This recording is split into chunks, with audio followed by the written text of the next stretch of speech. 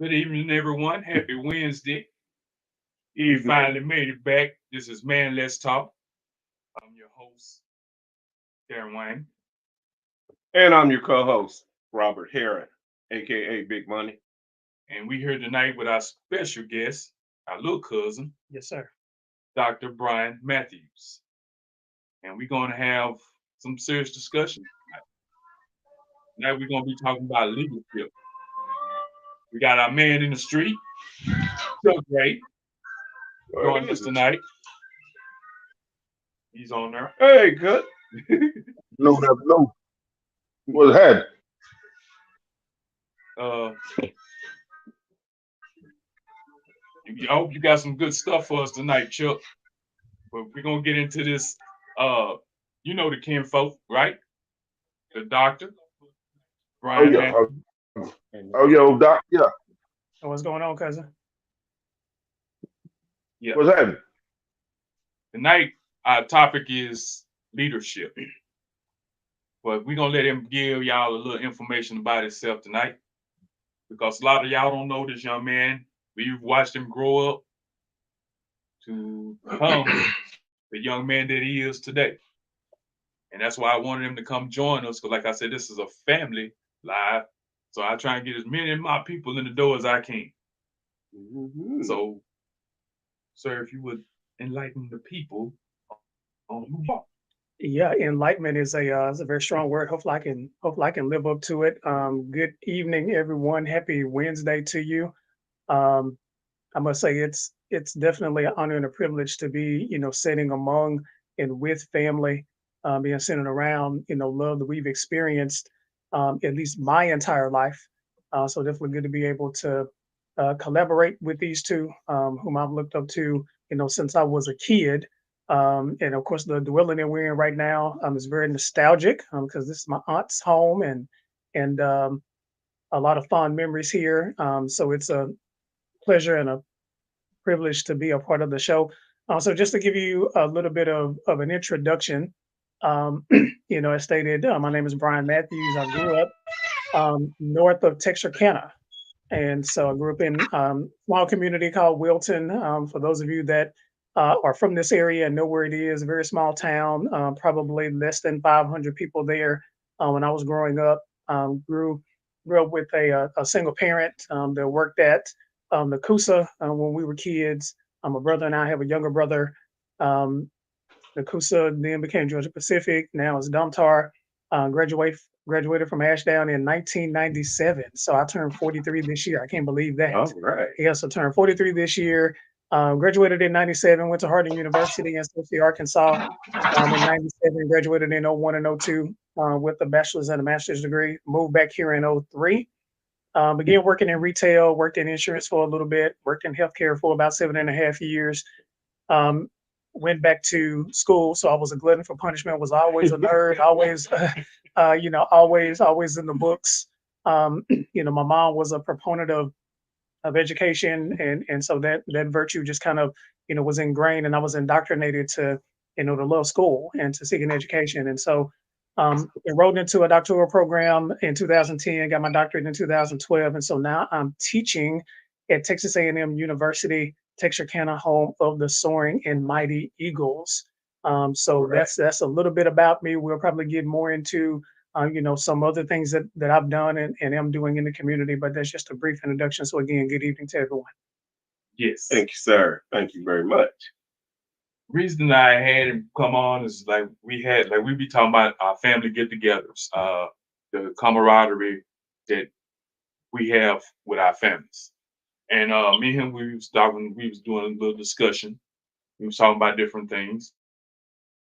Figured it'd be a great person to come on and talk about leadership.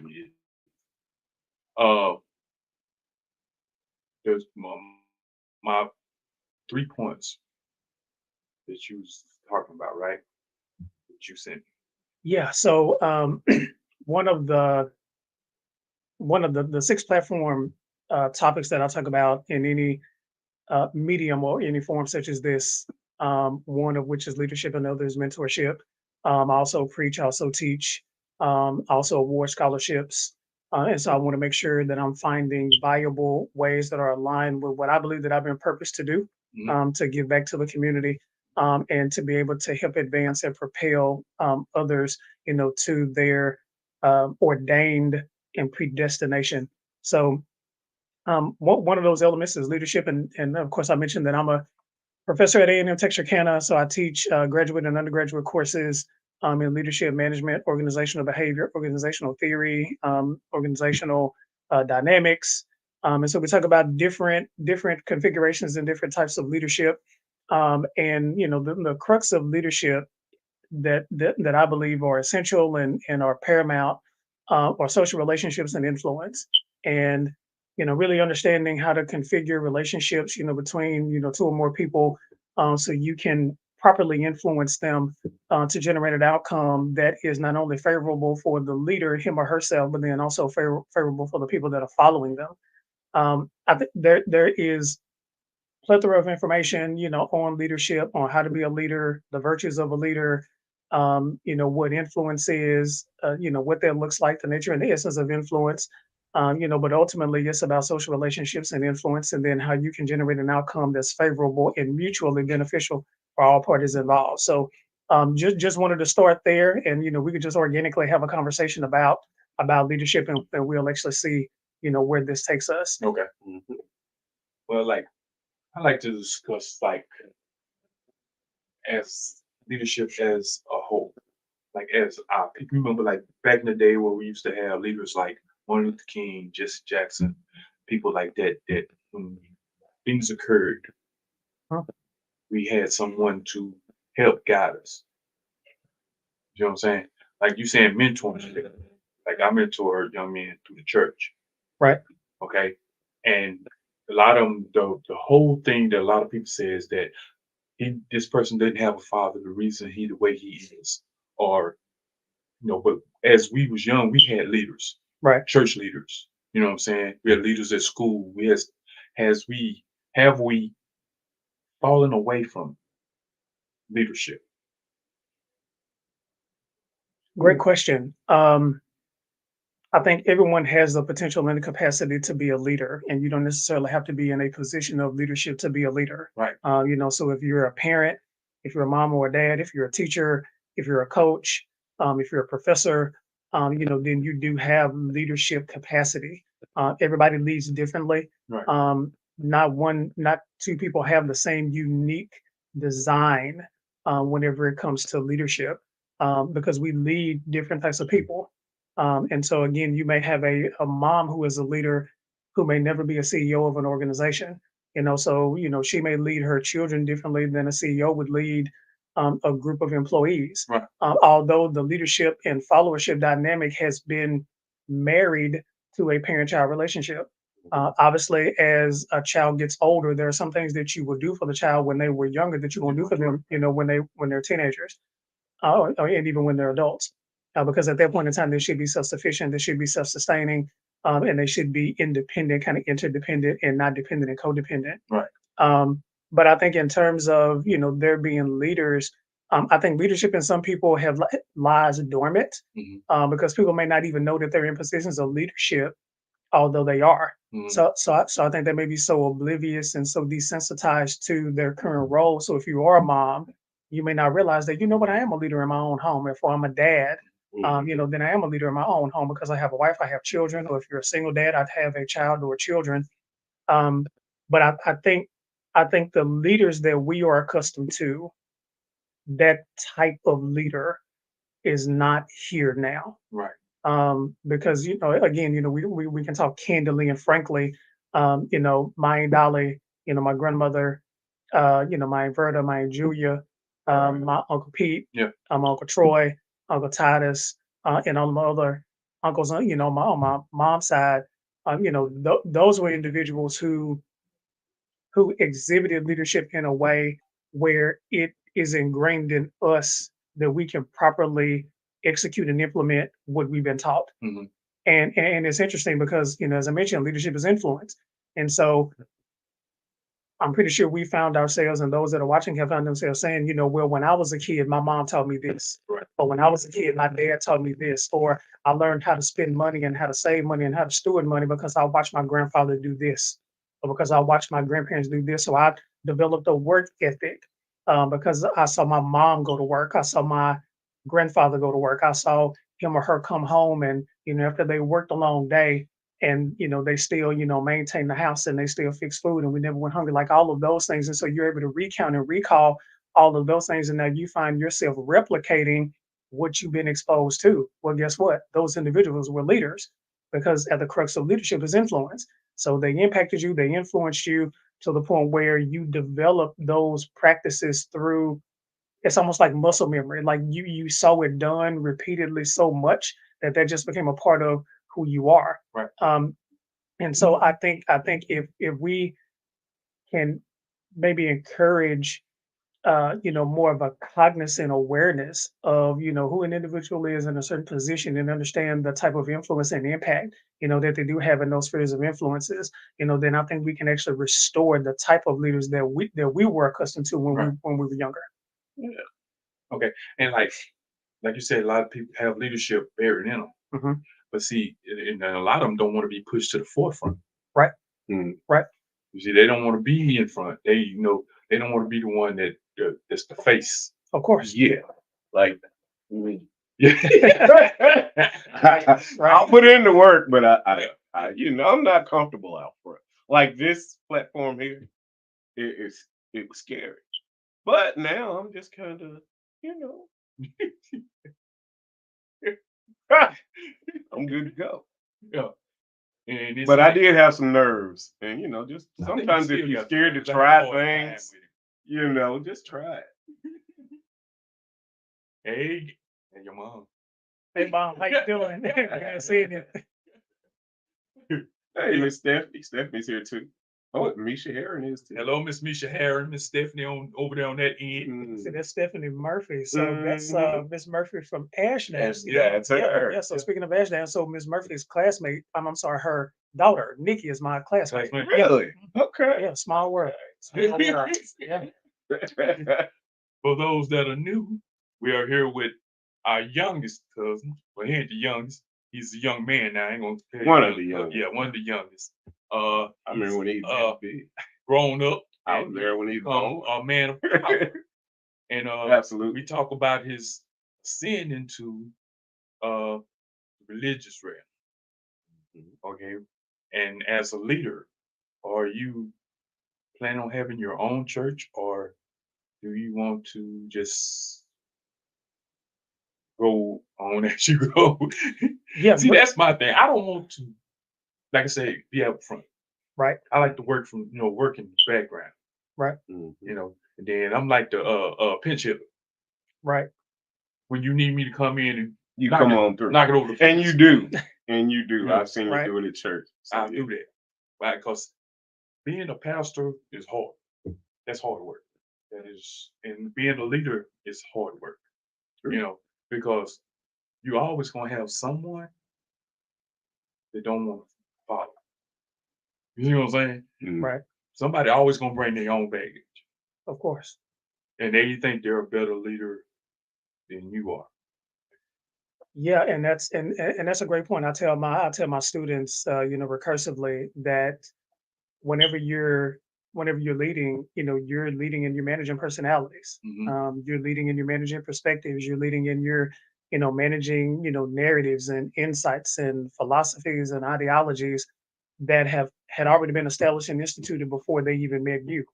Mm. So you have people that are bringing in their own preconceived notions, their own, ideations, their own ways of doing things, their own methods of doing things, the way they think. They're bringing in their own attitudes. What your attitudes is basically a combination of what you think and how you feel, and that dictates and determines your behavior. So the behavioral outcomes that you see is not necessarily attributed to you; it's attributed to what the individual experienced before they actually met you.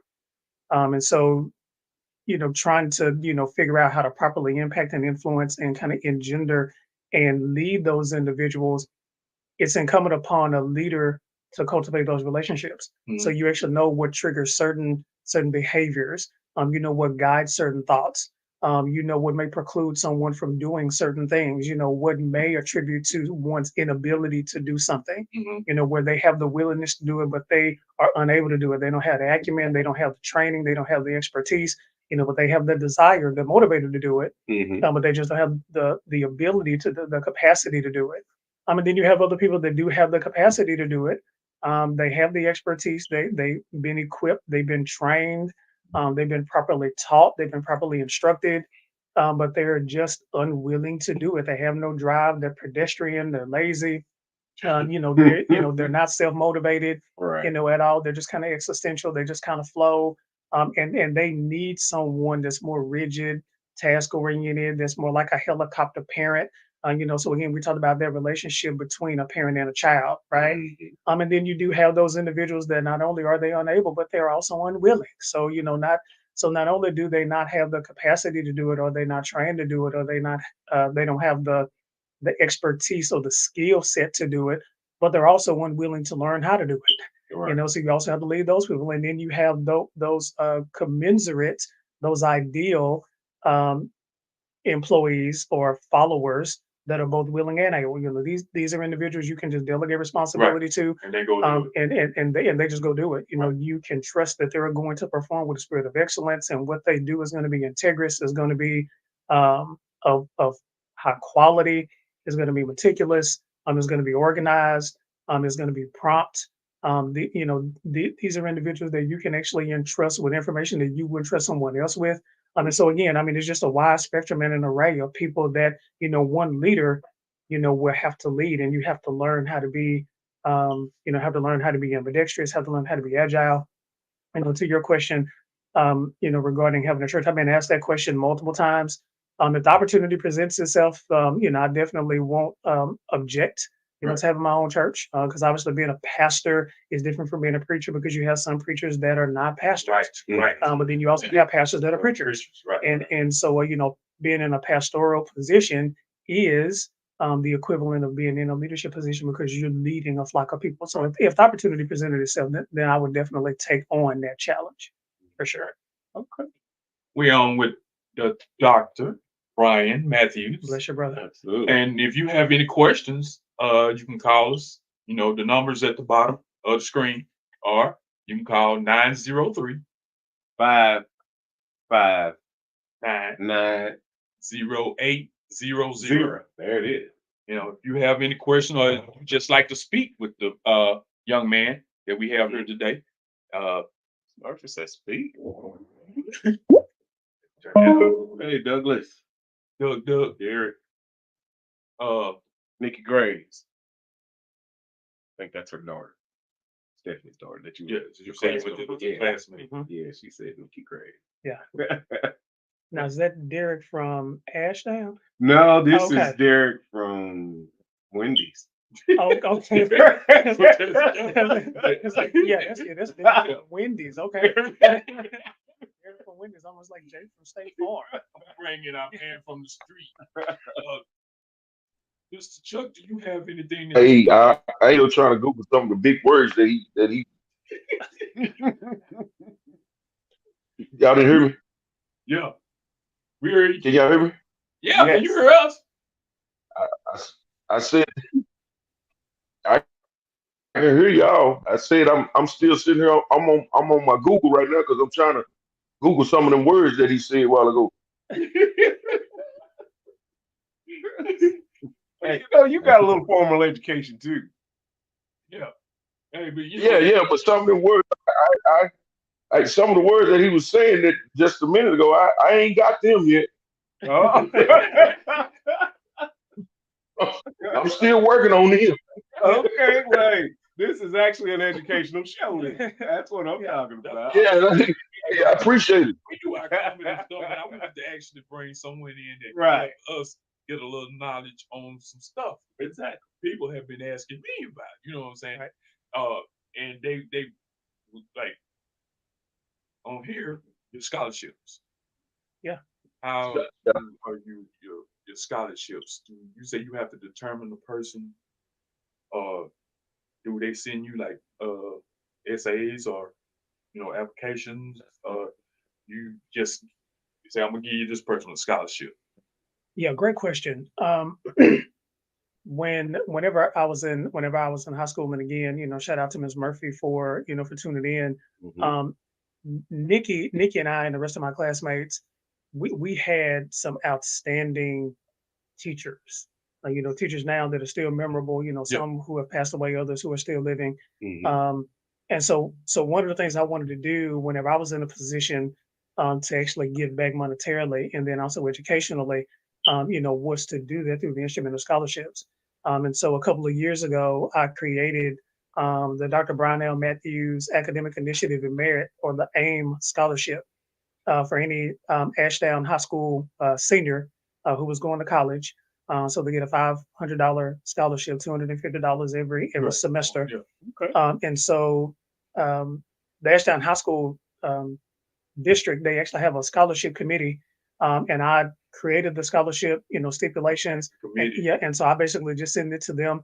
It's a blind review, Mhm. so I won't know who's awarded the scholarship until the committee selects, who the recipient is going to be, and I have my stipulations and criteria on what exactly I'm looking for, in terms of academic performance, and also merit, community involvement, and things of that nature. And so, based on an essay that they send, and then there's some reference letters, and then some other documentation that they send to justify and to legitimize, that they have met the criteria. Then the committee will actually select who the award recipient is, and then it's just a joy to be able to go to Ashdown, That's to great. be able to go to That the is campus, and they have a scholarship tea. And then there are other people in the area and then regionally that also give scholarships too. Mhm. And so just to be able to see the smile on the student's face whenever they receive those scholarships, because that it's going to be, instrumental, and it's going to help them matriculate through, what has been referred to as the 13th grade. So, beyond high school, whenever they go to college. So I'm glad that I'm able to be partially responsible, for their success, Mhm. especially now being a professor and seeing students that struggle, with paying for, tuition and books and meals and things of that nature. And so there are some creative ways, in which we can help mitigate or to reduce, right, those costs. And so it's through scholarship, that I'm able to do that. So That is great. That is outstanding. yeah, glad I had the opportunity to do that. This young man was on city council, Yes. and what did you run for? So I actually ran for mayor last year. Right. I was on city council. You plan on running again? Yeah, that's a great question. Probably the right form, maybe the wrong form to answer the question. But I will answer the question. Well, the reason I asked, no, of because course. I'm going to tell them Yeah, of course. next time Yes, we need to get out and vote. and vote Yeah, and support. See y'all. We need to get out because we might have let us slip a good opportunity for a voice to be in office.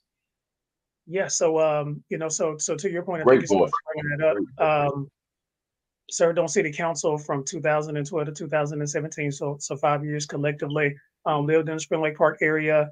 Valiantly served the Citizens Award for, very diligently and with honor, and with great reputation. I tried to make sure that the person that was representing them, that served as a vessel to carry their voices to City Hall, Right. That I represented them, in the most upstanding and upright way. Mhm.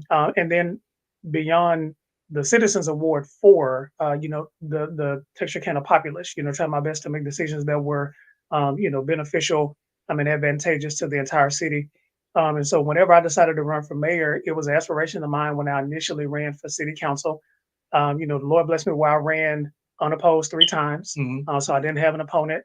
So running for mayor, was definitely an experience. Had never ran a campaign before, had helped other people run their campaigns, and was enthralled in their pursuits and their endeavors to, become an elected official. But this was the first time that the campaign was solely centered on me. Right.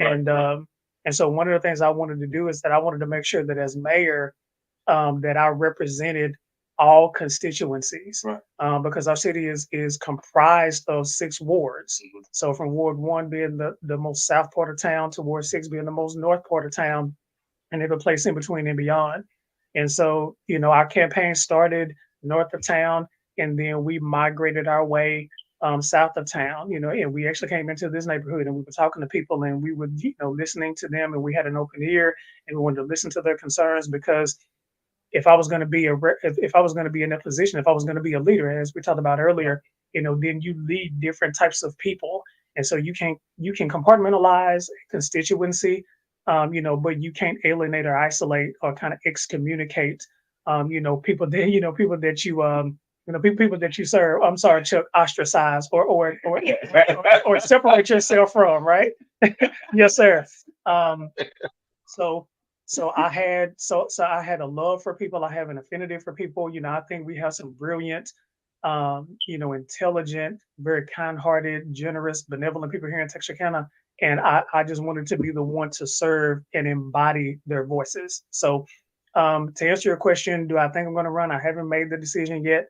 Really seeking God to understand, what my purpose is. Is my purpose in a governmental position? Do I lead in that capacity? Or do I lead in the educational space? And so I'm just waiting to hear from him to get direction, and then I'll make a decision once he gives me revelation. All right. Yeah. All right.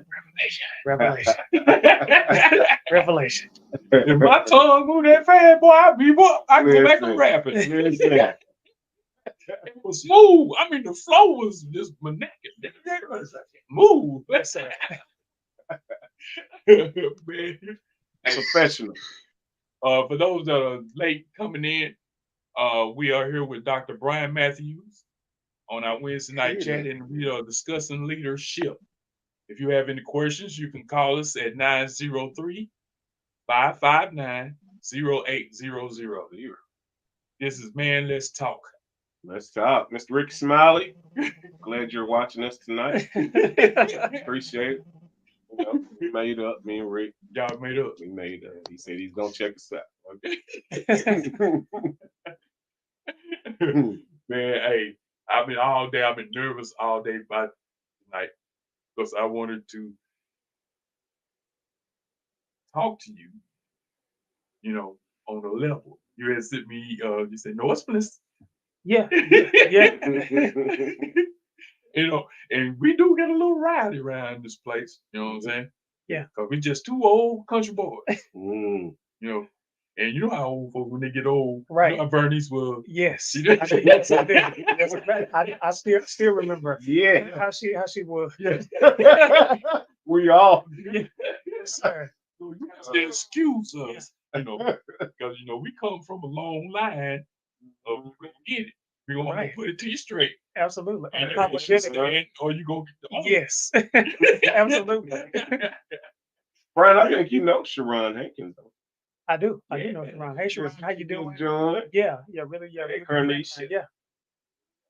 all up in there. we put on last week. A lot of people didn't fill out. Yeah, last couple of weeks I hadn't been here. She's been rough. Yeah, I know. I've been working late. And I'm getting old. And last week it was my wife's birthday. So I almost missed her birthday, but I was there. She's right there, so I'm making sure I'm saying that right. Yeah, you better I say was that. there. Right. Yeah. Mhm.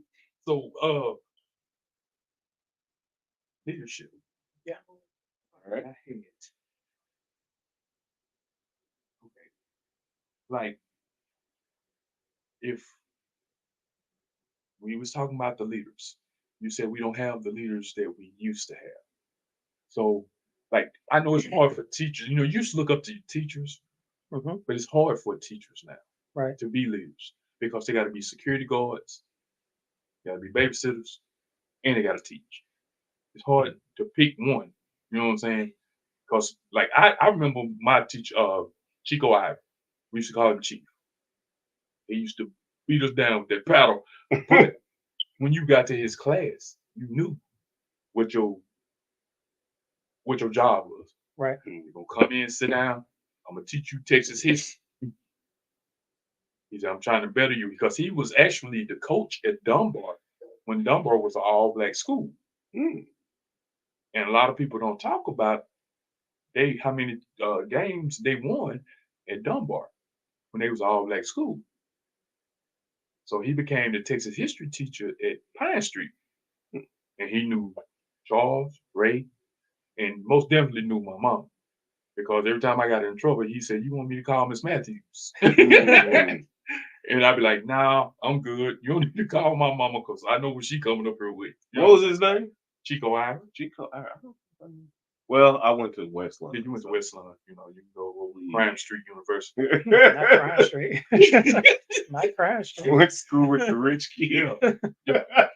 But then like a lot of the kids from Pleasant Grove went to Pine Street Yeah, they sure. and Westland because Where they got wasn't no school in They didn't Pleasant have anything but what was it? Grove. They had that little school. Yeah, the whatever you call it. Yeah. Because all Not middle, but the one before that. pre-K, And then they actually got a middle school Right. at one point, and but then they got then high they school. were all coming to Texas High. Right, Right. right. So And then he wasn't So so he- famous he like was that. like- now. he was like my idol. Okay. You know what I'm saying? Because I looked at him as a leader. Right. You know, with all the teachers that respected him. You know, he wasn't like a flamboyant teacher. He was a straightforward teacher. You know, and I tried to pattern myself because I've been through a lot, but I've always kept things in the back of my mind that I was taught, like you said, by Annie. Mhm. You know, all the ones before us. Right. Mhm. Right. You know, but like you said, there's no more leaders like we used to have.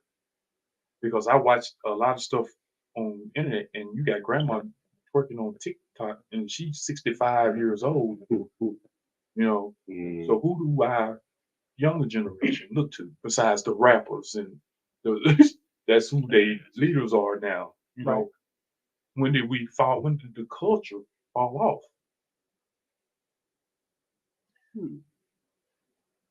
I think that question can be, answered in a multitude of ways, but there's two things there's one thing that you mentioned, and then another thing that I'm going to adjoin to that. Right.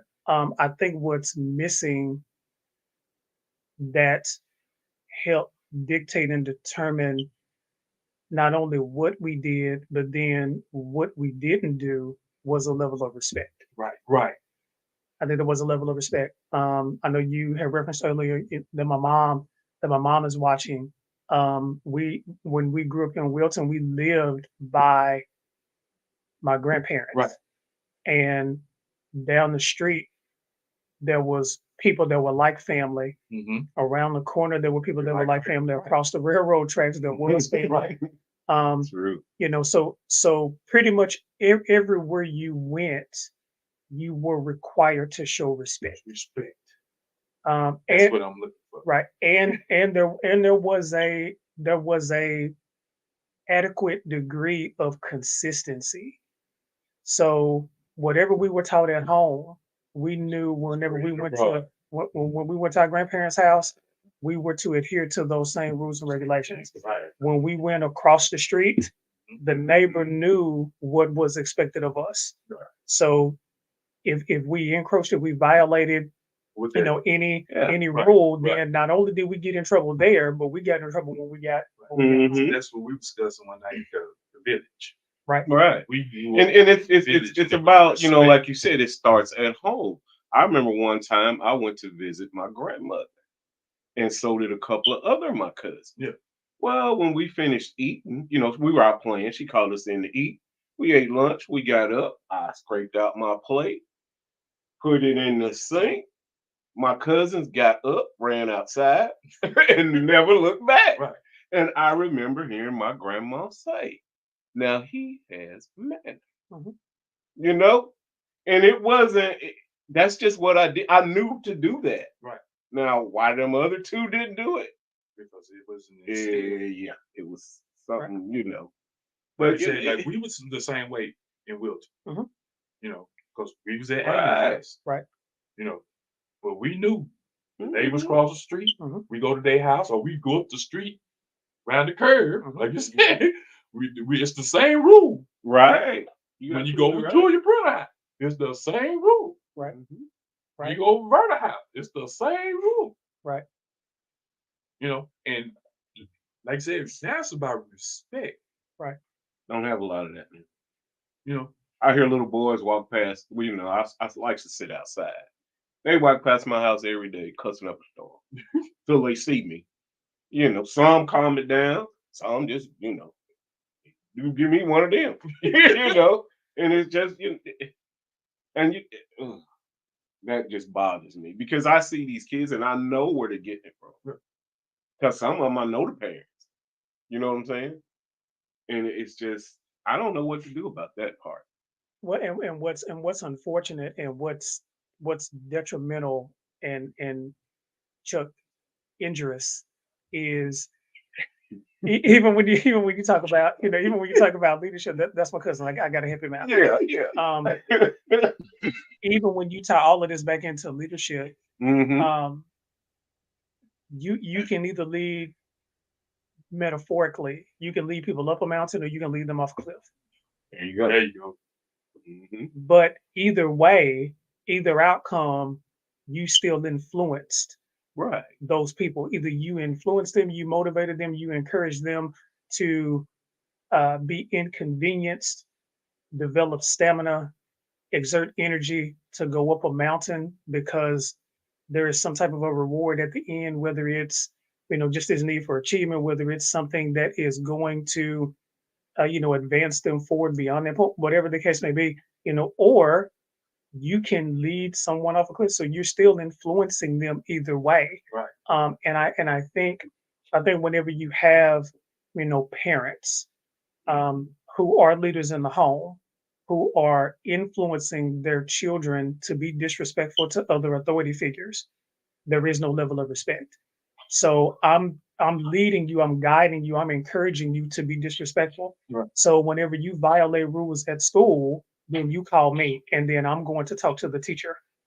Mm. Um, and so now the kid goes to school being under the influence, almost being under the trance, right? So if you're influencing someone, if you're impacting someone, then you can pretty much dictate and govern behavior, right? Mhm. So if a kid goes to school and they know that even if I get in trouble, I'm gonna call my mama, I'm gonna call my daddy, Right. then they Yeah, know, come on. right? Then they know that there's some latitude there, there's some flexibility, there's some leniency where I can't I'm not gonna get in trouble with you. And whenever you talk about leadership for them, and again, really understanding leadership principles is imperative. When an individual does not have position power, Mhm. they have no influence. So, for example, if you're my supervisor Mhm. and Donnie is the assistant manager, but he doesn't have the ability to hire or fire me or to demote me or to Right. strip Yeah, away yeah. any rewards or even give any rewards or any promotion. Mhm. Even if he tells me to do something because I know he doesn't have power, I'm not going to be as prone to listen to him as I Right. am to Big. you because you actually have the ability to hire and fire me, to promote me and demote me. Yeah. So even though he's in a leadership position, Mhm. he has no power, Okay. right? Right. Or he has power, but he has no influence, right? Mhm. So where you may have power just by virtue of the position, and you have influence because what you tell me has a greater impact than him being in the position but not really being able to do anything to me, Right. right? So I think that lack of consistency because I think what kids learn at home is Mhm. something totally different than what they learn at That's school. cool. So there's a dynamic that is influencing them, that is conditioning them at home, and then they go to school and it's a totally divergent or a different dynamic there. Mhm. And so to a degree, they're somewhat confused. So it's like, okay, I got a leader at home telling me this, Mhm. I got another leader at school School, telling yeah. me this, and it contradicts who I find the most credibility in, which is my mom and my dad, or my mom or my dad and or my dad. Right. So I'm going to follow the influence of my parents, then follow the influence of a teacher. Mhm. But see, that's like You're what you're right. saying, the middleman. Right. That's what I deal with every day. Because I can tell them to do something, Mhm. and it's like it went through there. But then the guy over me Like somebody wants to join. can tell them to do something, and it's move because Right. I don't have the power to hire a fire Right. or reward. Right. So me telling them is like whatever, Right. Right? Mhm. Because I can't do nothing without him. That's like, but they holler, you the leader. No, I'm not the leader. I'm just one of y'all. They just got a title. because I don't have no power. Right. You know, You had mentioned something earlier that I think, if we want to have this conversation, if we want to open this Pandora's box, I think you can parody what's happening societally and culturally in terms of leadership with a biblical principle. So we talked about, what's missing is respect, right? right? And so scripture in the Bible says that if you love, this is God speaking. He said, if you love me, Mhm. you will do what? You will keep my commandments. In other words, if you have respect for me, Mhm. you will do what I'm at. Right. You will do what I say, Mhm. right? Which infers or implies if you don't respect me, you're not going to do what I say. Mhm. So God is leader, Jesus is leader, he's savior, he's the example. So we're following this perfect paradigm, this perfect model. He's outlined Mm. directives that's going to produce this life abundance. Right. And he says, if you do what I say, you're going to live a prosperous life, Mhm. right? So you're going to follow, you're going to adhere, you're going to conform to my direction, or you're going to follow my leadership. Right. You're going to allow yourself to be influenced by these commandments. So if you love me, if you respect me, if you adore me like you say you do, you're going to follow. Right. That means you're going to follow my direction. You're going to follow my leadership. If you don't respect me, then guess what? You're not. Mhm. And so I think in terms of what we're seeing, more prevalently now is just a lack of leadership. So you have kids that don't have the level of respect, so they're not going to do what the teacher says. Exactly. They're not going to do what the parents say. So then the parent who is actually the leader, the teacher who is the leader, the coach who's the leader, Mhm. doesn't have the respect of the kids or the student. So guess what? Because there's a lack of respect, there's a lack of obedience. Sure. You see, I That was is thinking great. like with everything that these parents learned through the pandemic, that these teachers go through, Mhm. that when these kids went back to school, they'd be more supported. You see what I'm saying? Right. Because they had to deal with what they raised at home. I heard so many say, "I can't wait to get them out of my house." was it. You know what I'm saying? Right. But what do you think they're going through? You know, If you don't even want them when at home. they call you, you go up there, you get on the teacher. Mhm. You know what I'm saying? You know that your leadership at home is what caused the problem at the school. And I just want, I guess, if people was talking about leadership, because we was having a discussion Mhm. about Yeah. this ain't, it's just ain't got to do, it's just something we was discussing at work. Like with everything that's going on, the murders, the killings, the robbery, we don't have no leaders coming out saying, "Hey, what y'all doing? Stop." You know what I'm saying? Because there's nobody's making a move. They when they tried to defund the police in Chicago, and the police backed up, and murder rate is up 80%. Mm. You know what I'm saying? Well, there's no leaders. But then when something happened, then you got everybody jumping on board, because I feel like it's a money thing. It's not a leadership thing, because everybody's scrambling for the paycheck. You see what I'm saying? When like a police officer kills someone or whatever, and then everybody jumps in. But then we have this killing every day. These babies. I see what you're saying. Yeah, these babies being. Nobody's saying anything. Nobody's saying nothing. Unless Where are the you leaders? can get famous Right. You can behind get paid it. by I it. see what you're saying. Because I was talking, I was watching this guy. He was talking about he had he was with Jesse Jackson. And, he's an actress, civil rights dude. He lost all the weight. Al Sharpton. Mm-hmm. He asked him to come speak in his Masonic Lodge. Mm-hmm. He wanted to charge him $36,000 for 30 minutes. Now I don't remember like back, like I said, I don't think they charged to go speak, Right. But that's what, like a lot of, like you said, you have preachers and you have pastors. Mm-hmm. A lot of people are not pastors, and a lot of people are not preachers, and a lot of people are not men of God. Right. Because it's a money thing.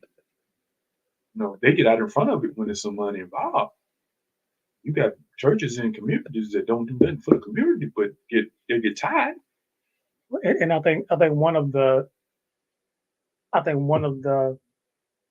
conclusions that we need to be mindful not to fall victim to fully is that there are absolutely no leaders, right? Because even in your home with your daughter, Mm-hmm. you're a leader. Right. With Donnie and Misha and their impending Yes, newborn, yes, right? yes. Congratulations, cousin. Thank you, sir. Thank you, sir. April. They're going to be leaders in their home. Yeah. With my son, he's 16. I'm a leader in my home. With the university students and all of their professors and advisors and coaches, they're leaders there. I think another thing that's missing is that people don't know how to follow. Right. That's what I was saying. Yeah. Like a while back. Yeah. People don't know how to follow effectively. And then people don't understand, and you and I were talking before the forum began, that just because a leader makes a decision that a person disagrees with, it doesn't mean that they're an ineffective leader. Right. It just means that my expectations of your decision wasn't aligned. It didn't marry. Right. Mhm. It doesn't mean that you made a wrong decision, because a leader has a field of vision where a follower has tunnel vision.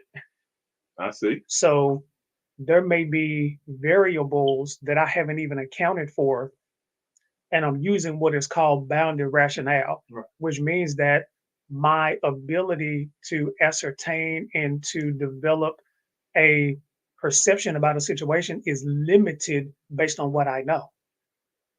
And a leader may have more information than I know and made a decision based on that, but due to this narrow, kind of confined, relegated focus, then I'm under the impression that he or she should have made this decision. So if I was a leader, I would have made a decision that was better than that.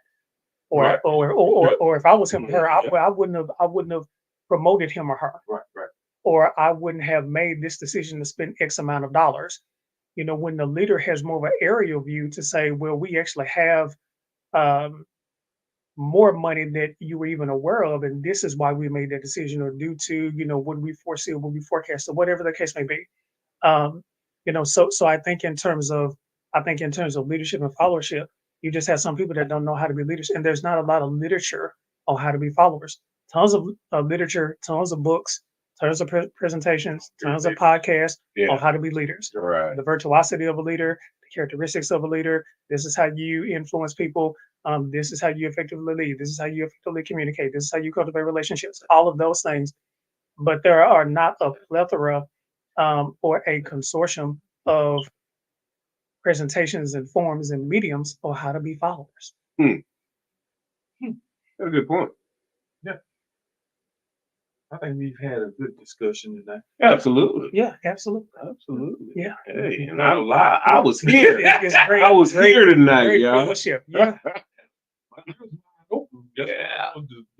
Well, I've learned some things. Yeah, that's what I said. I got a different hope take some of on y'all some was things, and like- we got some things we can use here. We got some tools we can use to try to just a little taste better. Yeah, so I know I gave a shout out to my mom. I see my dad is Yeah, logged Big in. Alice house. Yeah, so Yeah. yeah, I know. She was over here a few minutes ago. Yes, Yes. Now that's a mom. yes, it is. She gonna watch you on every station. Yeah, absolutely. Absolutely. All right. Oh, that's what I'm talking about. Take a moment here because I would like to talk about this. This is the breakdown moment. Mm-hmm. We're not giving nothing away this week. We not? No, not giving away nothing this week. So all y'all that came thought you were getting something this week. Sorry. You gotta wait till next week. Next Wednesday. Yeah, see, it's closer to Christmas. You get Yeah. something good. And don't forget our Hood Santa. Hood Santa, when we going out? We're gonna go out Christmas Eve, Christmas Day. Christmas Day. Yeah. Okay. Around somewhere right there. Sounds good. Right here, cause Santa got some more gifts to give out first, and then he gonna Okay. swing back through and pick us up. And we gonna go pass out some toys to some kids. All right. Sounds great. Sounds great. And Have your children out and ready. you gonna Kids up and ready. I know they don't like to play outside anymore, but we ain't coming in nobody's house. So if they're not outside, now hold on. If it's raining and snowing, now we ain't coming. We'll come New Year's or the day after Christmas. But if it's a nice day, you never know what you'll be running into. You know, let your kids get out and ride a bike. Do y'all even buy I your got a kids question. bikes anymore? Go ahead. What you say? Go ahead. I know we're about to get off, but I kind of wanted him to kind of go over the process of a kid going to college on a academic scholarship opposed to a kid that's going on a sports scholarship in the process, because there's some parents who don't understand the process that is different with a kid who just can walk up in school with an academic scholarship and give his scholarship papers opposed to a kid who's on a athletic scholarship. They don't know that you have to be registered through the NCAA and all that before they ever even acknowledge you. So I was just going to see if he would kind of elaborate on that just a second. Yeah, great question, and I'll be brief. At the heart of a academic scholarship or an athletic scholarship is what I mentioned earlier, is academics. So even our student athletes, they have a academic requirement, and so if they don't meet their academic requirement, then they lose their scholarship. And so we have students now. Obviously, our university is not a part of the NCAA. I think we're part of the NAIA. But I would imagine that NAIA. that the rules and regulations, somewhat mirror each other. And so we have student athletes who oftentimes forget that they are students. And they primarily focus on them being athletes. And so our coaches, our athletic director and assistant athletic director, make sure that they are insistent or that they're adamant about, their athletes coming to class, making sure that they're sitting, in a certain place in class, that they're more so up front and not sitting in the back on the side of classes, but they have to maintain a certain GPA because if they don't academically or athletically, they will lose their scholarship. We have had students on academic probation because they didn't perform at a stellar level that they agreed to whenever they did accept, whether it was the funds for an academic scholarship that they were awarded when they were in high school, or they were awarded a athletic scholarship. So they still have to remain in good standing academically. Yeah. Okay. Or it can be taken away. Yes. Exactly. Okay. I got you. Yes. You have It to can be taken away. pay a certain GPA. They say your GPA has to be at a You certain. got some people. You have some people who don't understand that process. That it's the Yeah. same. Right. It goes along with your grades, even if it's just athletics. It still go along with your grades, and it can be took from you at any time. Right, And they don't absolutely. understand that. Even the process of going through. So like you said, the NAIA, you got to be registered. Because if you're not registered, you're not in the system. NCAA, if you're not registered, you're not in the system to even accept a scholarship to school. So Right. a lot of kids are being left out because they don't know that they're supposed to be registered through these programs before they even accept the scholarship. So Yeah. you're losing a lot of kids. Good kids. Who's supposed to register to them? I'm going to register to them. Who's supposed to register to them? Well, but see, a lot of schools don't even tell the kids, hey, you need to be registered by this certain time before, at least by your 11th grade year, because see, if you're not registered, then what school is gonna come and look at you? Right. You got me? And now that can't- is primarily for athletes. I'm saying that on the primarily athletic side, not athlete? the academic. Yeah, he's on that. Okay. That's more as athletes. Okay. So if you're not registered, NCAA or NCAA or NAIA, none of that. They can't even touch you. There's Well, nothing they that's can good do. information because So I have never heard that before. So yeah, that's see, a lot great of information. parents don't know this, Mhm. and of course too, your SAT and ACT score has to be at a certain Right. number too. Right. Yeah, that I So knew, but I sure didn't know the other. Yeah. yeah, So hey, ladies, that's gentlemen, if you everything. got Awesome. kids playing ball, sports, get them Yeah, registered. yeah. They Okay. get them registered because you got a lot of kids walking around town right now who had scholarships, but they couldn't get them because they weren't registered through those programs already. Wow. So they're just here, and then like say they more or less going to like they could go to a junior college and go to school there, and then once they're registered through that, then they can actually play. But before then, they can't even play. They can't even touch the field or a basketball court or baseball field, none of that.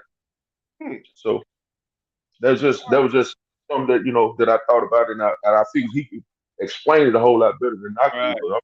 So, Well, that's so great information.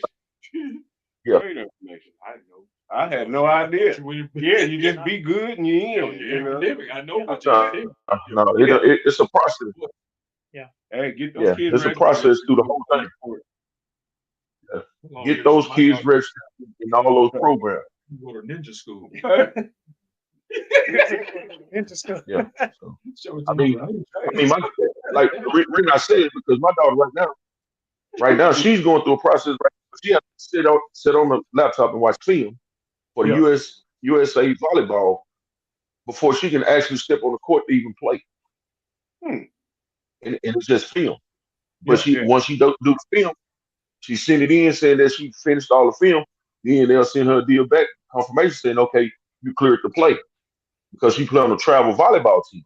You see, Oh, Okay. yeah, What school is she at? She at Liberty Island, Okay. but she play on a travel AAU volleyball team.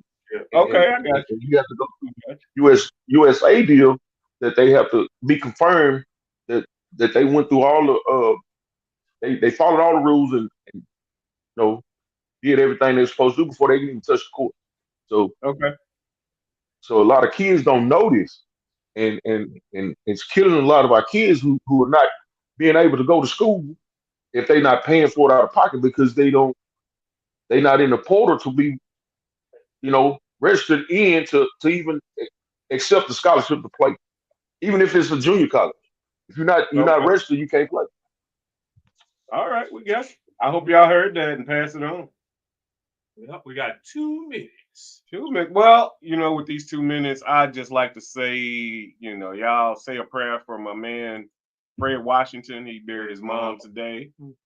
And the people down in Keithville, Louisiana, Yeah. 2 people killed in a tornado last night. Send up some prayers for them. And did y'all see the piece of sun we got today? We got a little bit of Yes, sun. I was actually on the it's been porch. raining since Thanksgiving. I enjoyed this. It was cold, Yeah, well, but I sit out there anyway. I said, look out, I was, oh my, I'm gonna go tell home you. right now. So I can Yeah, this is the sun. that's what I'm saying. Yeah. It was shining right on me, too. Think about it though. In past time, this time it be snow on the ground. Right. Yeah. Right. And If hey, ain't no rain, you I'll take whatever we get. Yeah. I'd rather have snow than I'm rain. able to just be here to You got experience that right.